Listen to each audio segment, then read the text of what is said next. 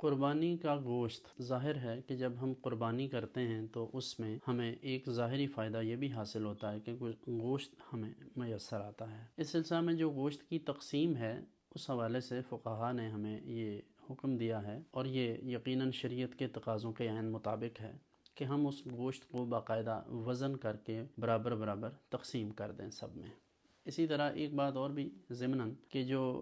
شرکاء ہیں کسی بھی بڑے جانور میں، گائے وغیرہ میں جو شامل ہوتے ہیں یا اونٹ میں، ان کے لیے یہ ضروری ہے کہ سب کی نیت ثواب حاصل کرنے کی ہو، اور اسی طرح ان تمام شرکاء کا مسلمان ہونا بھی ضروری ہے، اس بات کا بھی خیال رہے۔ بہرحال جو لوگ گوشت حاصل کرتے ہیں یا قربانی خود کرتے ہیں ان کے لیے یہ ضروری ہے کہ وہ اسے 3 حصوں میں منقسم کریں۔ پہلا حصہ تو فقراء کے لیے ہے، ضرورت مندوں کے لیے ہے جو عام حاجت مند ہوتے ہیں، قرب و جوار میں رہنے والے، اور دوسرا حصہ جو اعزاء و اقربا ہیں ان کے لیے ہے، اور تیسرا حصہ اپنے لیے۔ یہ اب مشورہ ہے، مسئلہ نہیں ہے، ساری چیزیں مسائل کی صورت میں یا فقہی جزیات کی صورت میں نہیں ہوتی، اس لیے مشورہ یہ ہے کہ جو لوگ اللہ رب العزت کے فضل سے، اس کی توفیق سے، اس کی مہربانی سے سال بھر میں ہر روز یا دوسرے تیسرے دن یا ہفتے میں 2-3 مرتبہ گوشت وغیرہ کھاتے ہیں، انہیں چاہیے کہ قربانی کے ایام میں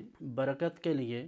قربانی کے گوشت کو تھوڑا بہت اپنے گھر میں استعمال کریں، اور باقی اپنے قرب و جوار میں، ہمسائیگی میں، اپنے اعزاء و اقربا جو متمول نہیں ہیں اور دیگر جو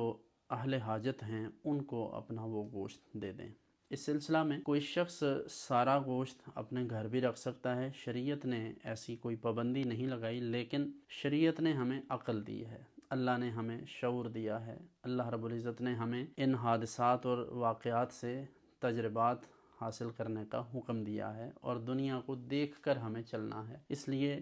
یہ ضروری نہیں کہ ہم اس مستحب پر عمل کریں، تو اس استحباب سے آگے بڑھ کر اپنی ذات کے لیے یا اپنے بچوں کے لیے تھوڑا بہت گوشت حصول برکت کے لیے رکھیں، باقی زیادہ گوشت فقراء میں اور ان لوگوں میں تقسیم کریں جنہیں یہ زیادہ عام طور پر میسر نہیں آتا، اور یہی اللہ رب العزت کو راضی کرنے کا ایک بہترین ذریعہ ہے۔ باقی اگر کوئی جواز کی بات کرے تو کوئی 6 ماہ بھی رکھ لے تو کسی پر کوئی پابندی نہیں ہے، لیکن میرے خیال میں یہ نامناسب ہے۔ اگر اللہ رب العزت نے کسی کو مال و دولت سے نوازا ہے تو میں سمجھتا ہوں جو شخص اندر سے بالکل سیر ہو چکا ہو، یعنی پنجابی میں کہتے ہیں کہ جڑا اندروں رج جاوے، تو پھر اسے ان چیزوں کی ضرورت نہیں پڑتی۔